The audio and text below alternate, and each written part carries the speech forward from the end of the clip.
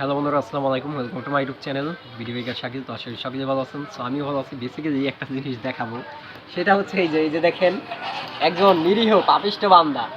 কেন বললাম ওনাকে পাপিষ্ট বান্দা, ওনাকে একটু আগে ব্যাক ক্যামেরা দিয়ে দেখাই, তারপরে বলতেছি এইসব নিয়ে আলোচনা করতেছি।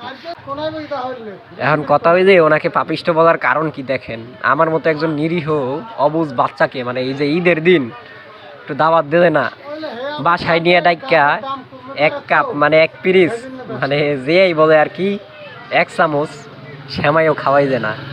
এরকমের অত্যাচারী পোলাপান এই দেশে থাকার থেকে না থাকা ভালো না। ওরা ইজরায়েলে যাও, ইজরায়েল যাওয়ার পরে এই একটা বোমা মারি ওরা যেন উড়িয়া যায়। কেননা এই যে এই সব ধরনের মানে অসভ্যতামি করে যদি বাংলাদেশে বৈশা বাংলাদেশের হক, বাংলাদেশের নাগরিকদের হক, বাংলাদেশের জনগণদের হক এইভাবে যদি নিজে মারিয়া খায় তাহলে কি হইবে না।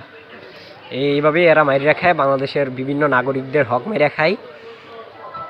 কি করে খাবার বেশি হয়ে লাগলে হালাইয়া দে, হেয়া মানুষের খাদ্য না, এমনভাবে হক মারিয়া খায় পোলাপানে। আর এই কথাবার্তা কই যে চুপচাপ বৈশা থাকে, নিরাপত্তা পালন করে।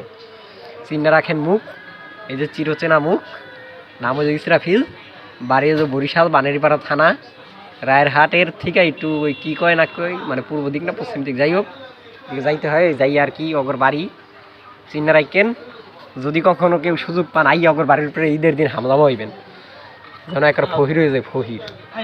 তো সকলে ভালো থাকবেন, সুস্থ থাকবেন, দেখা হচ্ছে নেক্সট ভিডিওতে।